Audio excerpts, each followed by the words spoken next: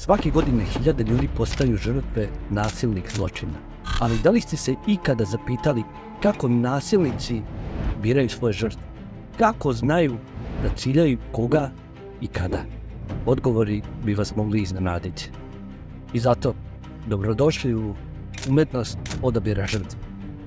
Kako nasilnici i kriminalci koriste neverbalnu komunikaciju da izaberu svoje žrtve.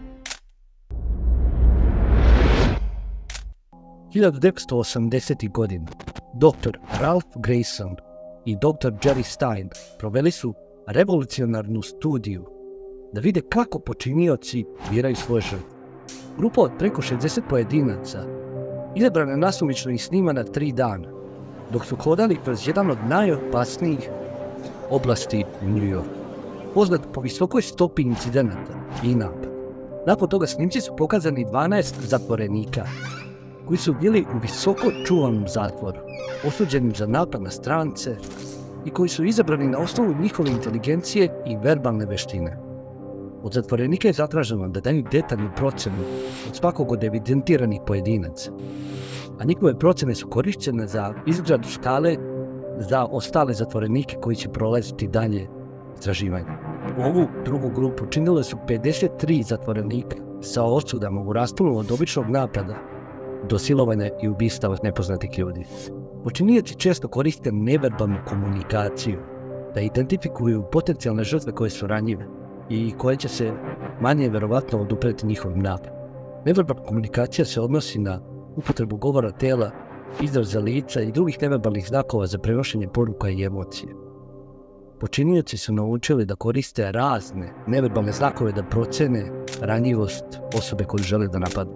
Na primjer, oni mogu tražiti žrtve koje su nesvjesne svog okruženja, deluju izgubljeno ili zbunjeno, fizički slabo, društveno izolovane ili same osobe, rasejane ili zaokupljene, depresivne ili emocionalno uznemirene, kao i nesigurne ili bez samopouzdanja.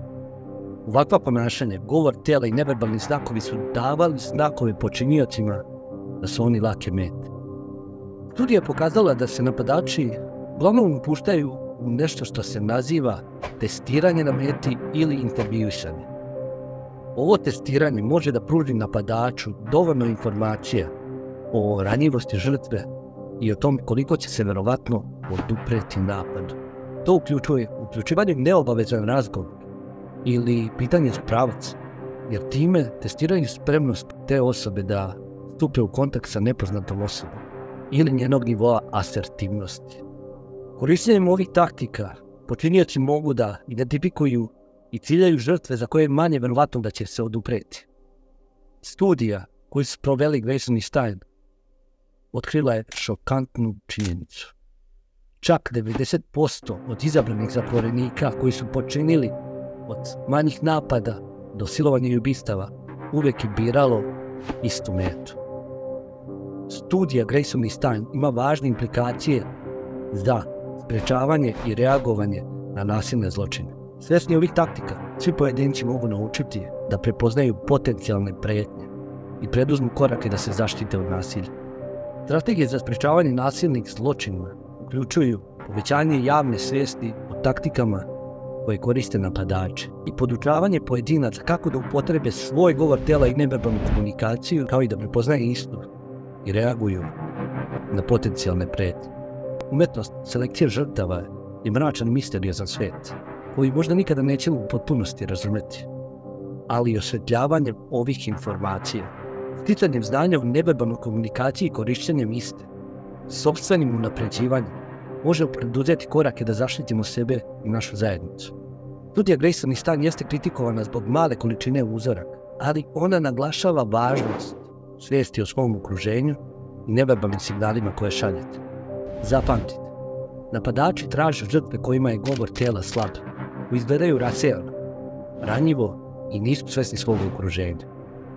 Zato se čuvajte i obratite pažnju na svoj govor tela.